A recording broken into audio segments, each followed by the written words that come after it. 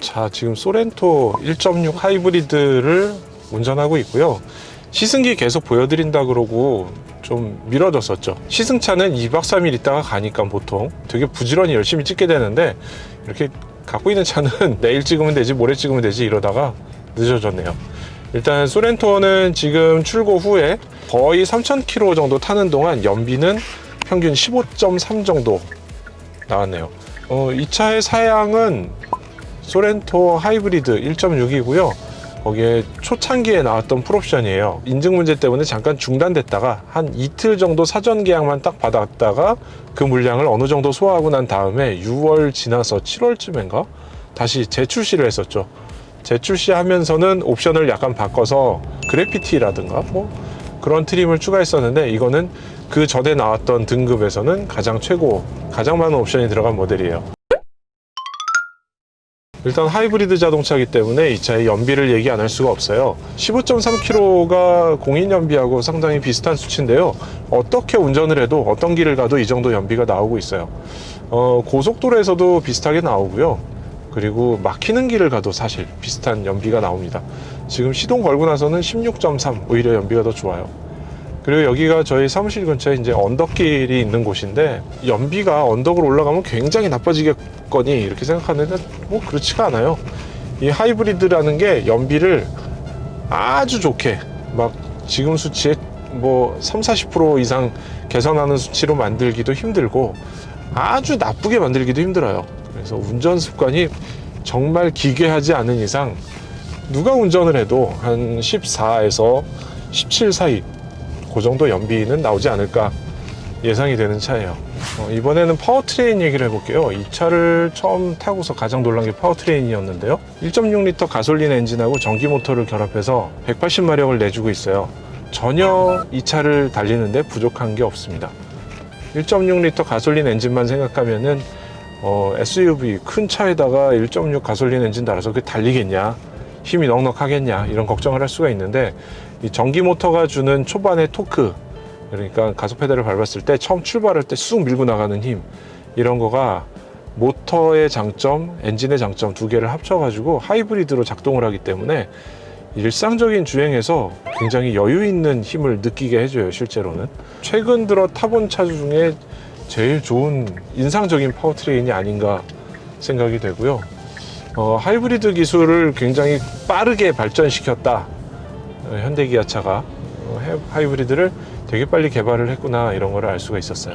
변속기가 지금 다이얼식으로 이렇게 돼 있거든요. 파킹을 눌러야 되고 전진과 후진은 전진, 후진 이렇게 돌리게 변속기가 돼 있는데, 이 변속기를 좀 적응하는 시간이 조금은 필요해요. 이게 이렇게 주행하다가 멈출 때 이런 단순한 동작을 할 때는 괜찮은데, 예를 들면은 주차를 하는 상황에서는 이게 전진하고 있는지 후진하고 있는지를 구분하기가 좀 헷갈릴 수가 있어요. 주차를 하다가 지금 후진으로 이렇게 해서 대강 만져서 돌렸다 생각을 했는데 후진이 아닌 경우, 이것만 쳐다보고 가다가는 뒤를 보고 앞으로 가는 이런 경우가 생길 수 있는 거죠. 그래서 제 생각에는 개선할 방법은 이 화면을 보고서 거의 주차를 다 하다 보니까 이 화면에 드라이브 상태인지 혹은 뭐 후진 상태인지 중립인지 이거를 여기다가 잠깐이라도 표시를 해주면은 기어를 딱 바꿨을 때 여기 표시가 되면서 더 확실하게 보여줄 수 있을 것 같아요. 이 차에 또 재미있는 기능이 있죠. 어댑티브 크루즈 컨트롤하고 이 차선을 잡아주는, 스티어링 휠을 잡아주는 기능, 두 가지를 동시에 사용하게 되면 일종의 반자율 주행 같은 거를 표현을 할 수가 있어요. 저희가 타고 있는 2018년식 기아 자동차 카니발에도 기능이 들어있긴 있어요. 어댑티브 크루즈 컨트롤만 들어있는데 좀 레벨이 다른 것 같아요. 예를 들면 이 차에 있는 어댑티브 크루즈 컨트롤은 좀 더 똑똑해요. 끼어드는 자동차 이런 거를 잘 파악하기도 하고요. 좀 더 미리 이렇게 안정적으로 멈추는 그런 모습도 볼 수 있고요. 멈췄다가 다시 출발하는 기다리는 시간도 약간 더 긴 것 같아요. 여기 지금 내부순환도로 터널 안에 들어왔는데, 사실 지금 같은 환경에서는 가속 페달은 거의 신경 쓸 일이 없더라고요. 내부순환도로 시작부터 끝까지, 특히 고속도로에서 정속주행 욕심 부리지 않고 달리겠다 하면은 거의 쓸 일이 없기 때문에 그냥 이 상태에서 쭉 지금 발을 다 뗀 상태거든요. 주행을 할 수가 있고, 카니발에 없었던 게 바로 스티어링 휠을 잡아주는 기능이죠. 저 같은 경우 스티어링 휠 이렇게 밀면은 다시 돌아와요. 지가 계속 차선의 중앙을 달릴 수 있게 앞차도 인식하고 차선도 인식하고 그런 기능이 들어있어요. 예전 모델들보다 또 다른 거는 비가 오는 길이나 차선이 좀 흐린 경우, 그러니까 조건이 더 열악한 상황에서도 좀 더 잘 작동을 한다는 거예요.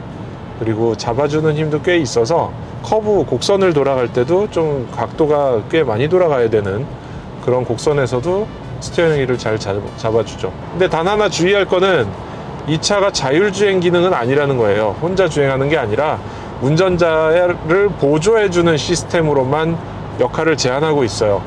그래서 보조의 기능으로만 이해를 해야지, 이걸 가지고 뭐 이렇게 되니까 난 여기서 뭐 딴 걸 해야 돼, 문자 메시지를 보내야겠어, 이런 거는 절대 하면 안 됩니다. 그리고 기아 자동차가 이 차를 출시하면서 몇 가지 첨단 기능들을 넣어서 발표를 했죠. 온라인으로만 출시했기 때문에 저희는 다 온라인 영상을 보고서 그 상황을 설명을 들었는데, 카페이라는 기능이 있어요. 삼성페이, 뭐 애플페이 이런 거 있잖아요. 그거를 기아페이라고 해서 여기서 지불할 수 있는 시스템을 갖춰놨죠. 지금도 뭐 주유소 같은 데서 일부 쓸 수 있다고 하고요. 주차장 같은 데서도 된다고 하는데 실제로는 안 써봤어요. 근데 기능이 들어 있습니다. 그리고 뒷좌석하고 대화하는 모드, 후석 대화 이런 것들이 들어 있는데, 뭐 여러 가지 기능들, 그런 것들을 첨단 기능을 넣으면서 사실상 뭐 수입차하고 이 차를 비교하게 되면은 이런 기능에서는 도저히 뭐 어지간한 브랜드가 따라오기 힘든 정도의 아주 팬시한 기능들을 많이 갖고 있어요. 그 중에 앞거는 아마 빌트인 캠 같은 게 아닌가 싶은데, 사실 어라운드 뷰를 갖고 있으니까 이거를 주차할 때만 쓰는 게 아니라 평소에도 블랙박스처럼 이거를 사용할 수 있게 만들었다는 거죠. 장단점이 좀 있는 것 같은데, 장점이라면은 그냥 차에 어라운드 뷰가 들어있으니까 언제든지 이게 작동이 뭐 보장이 돼 있다라는 점이 하나 있을 것 같고, 단점이라면은 사고가 났을 때 뭐 여기서 불이 나서 갑자기 도망가야 된다거나 뭐 할 때 사실 이 블랙박스라는 게 보존이 돼야 되거든요. 근데 이 차에서는 메모리가 같이 타버릴 거 아니에요. 블랙박스를 여기다 달아놨으면은 급하면은 그냥 팍 잡아서 뜯어가지고 그냥 들고 뛰면 되는데, 이 차는 그런 걸 할 수 없다는 게 좀 아쉬운 점이죠. 이 영상들을 받으려면은 스마트폰을 연결해서 다운을 받는 방법을 써야 되기 때문에 장단점이 있는 것 같아요. 또 다른 기능이 있다면 지금 연결을 안 했는데, 안드로이드 오토나 카플레이가 둘 다 됩니다. 요거 둘 다 되는 게 별거 메리트가 아닌 것 같죠. 근데 이거 수입차에서는 요거 안 되는 데들도 아직 꽤 있어요. 그리고 둘 다 지원하는 것도 그렇게 많지 않아요. 그리고 요거를 무선으로 지원하는 거 거의 없어요. 근데 이 차 역시도 무선은 아직 지원을 안 하고요. 지금 유선으로 했을 때 지원이 됩니다. 그리고 요 그래픽이 저는 굉장히 인상적이거든요. 요 지금 현재 지도 상태를 보여주고 있어요. 지금 지도가 내부순환도로를 지나가고 있는데 그 지도가 여기 뿌옇게 이렇게 나오고요. 그리고 지금 대기질 상태가 좋다 나쁘다, 날씨는 어떻다, 온도는 어떻다, 이런 것들을 보여주면서 여기서도 이렇게 정보를 보여주니까 되게 좀 세련돼 보이고 되게 좋아 보이잖아요. 이 그래픽은 정말 잘 만든 것 같아요. 사실 이 차를 탄 주행 느낌은 이런 SUV보다는 일반적인 세단 쪽에 좀 더 가까워졌다 그래야 되나? 기존 소렌토가 SUV였다면 지금 소렌토는 그거보다 한 30-40% 정도는 세단 쪽으로 많이 가까워진 그런 느낌을 받았어요. 저는 이게 하이브리드여서 또 그런 걸 수도 있겠는데, 무게중심이 일단 낮은 게 좀 느껴지고요. 그 상황에서 뭐 코너라든가 고속주행이라든가 이런 거를 해보면은 되게 안정적인 느낌을 받을 수가 있어요. 그리고 시트 포지션 자체가 엉덩이가 좀 많이 아래로 내려갔다고 해요. 새로운 플랫폼이 되면서 배터리를 바닥에 깔고 엉덩이를 좀 더 낮출 수 있었고, 그게 결과적으로는 껑충한 SUV에서 느끼기 힘들었던 좀 안정적인 승차감으로 이어진 게 아닐까 생각이 되네요.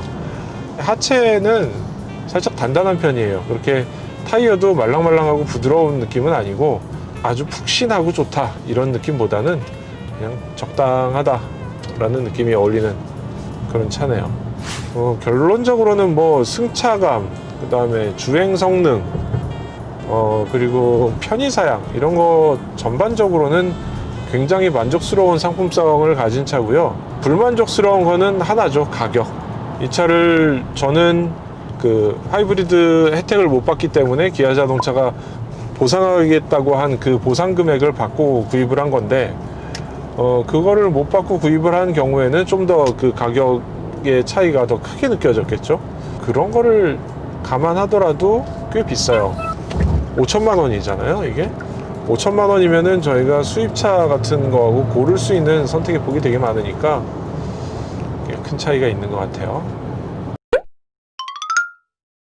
주행 모드는 에코, 스포츠, 그 다음에 스마트 세 가지가 있고요.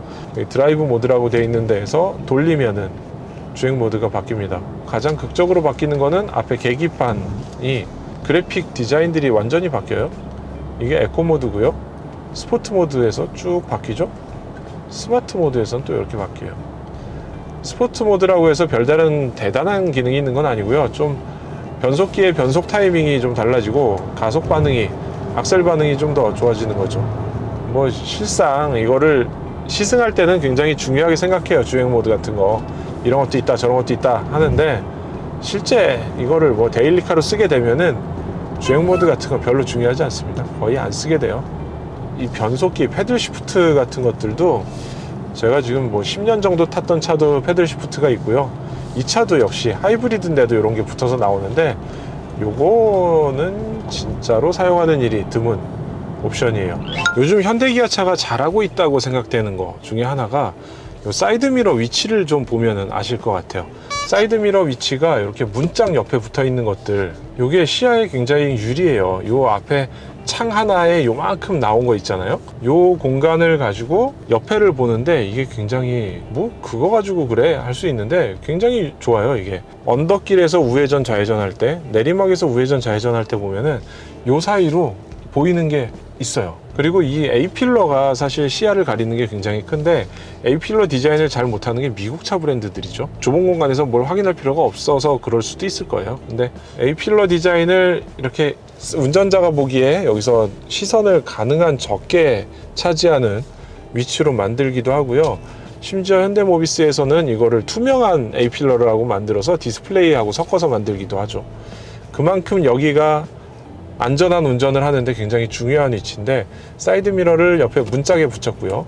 문짝에 붙이려면은 비용이 꽤 들어가요. 근데 문짝에 고정을 하고 여기에 공간을 투명하게 유리창을 만들어서 여기를 보여주고 있죠. 이런 거 시야는 굉장히 좋은 것 같고, 앞에는 조금 촌스럽다 그래야 되나? 어색하다 그래야 되나? 이렇게 네모나게 계기판을 정리해 준 건 좋은데요.